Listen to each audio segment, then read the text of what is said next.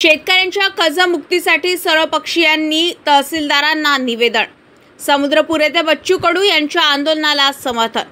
शेतकऱ्यांच्या कर्जमुक्ती, पीक विमा आणि अतिवृष्टी भरपाईसाठी सर्वपक्षीय पदाधिकारी व शेतकऱ्यांनी तहसीलदार देशमुख यांना निवेदन सादर केले।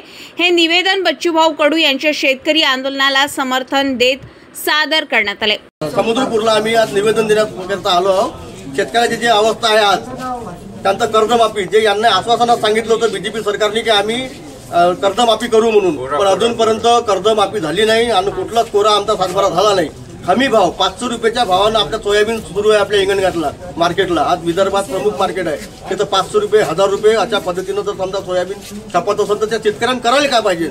आज आम्ही मारण्यापेक्षा, स्वतः आत्महत्या करण्यापेक्षा एखाद्याला जाळल्याचं सोडणार नाही आम्ही, अशी आमची परिस्थिती।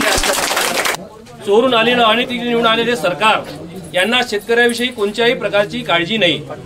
कारण की त्यांनी मुख्यमंत्र्यांनी आश्वासन दिलं होतं दिवाळीच्या अगोदर शेतकऱ्यांना आम्ही त्यांच्या खात्यावर पैसे जमा करू, पण आमच्या शेतकऱ्यांची सर्व दिवाळी अंधारात गेलेली आहे। निवेदनात शेतकऱ्यांच्या सातबाऱ्यावरची सर्व कर्जे माफ करावीत, शेतीमाल हमी भावाने खरेदी करावा आणि मंजूर निधी त्वरित वितरित करावा अशा प्रमुख मागण्या यावेळी करण्यात आल्या।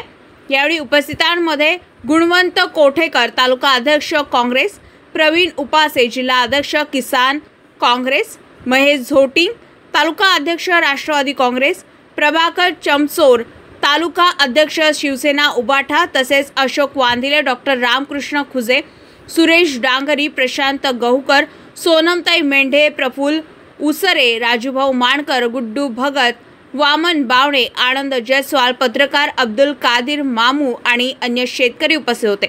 निवेदन कार्यक्रमादरम्यान समुद्रपूर पोलिसांचा बंदोबस्त ठेवण्यात आला होता। प्रमोद झिवड, जनसंग्राम न्यूज, समुद्रपूर।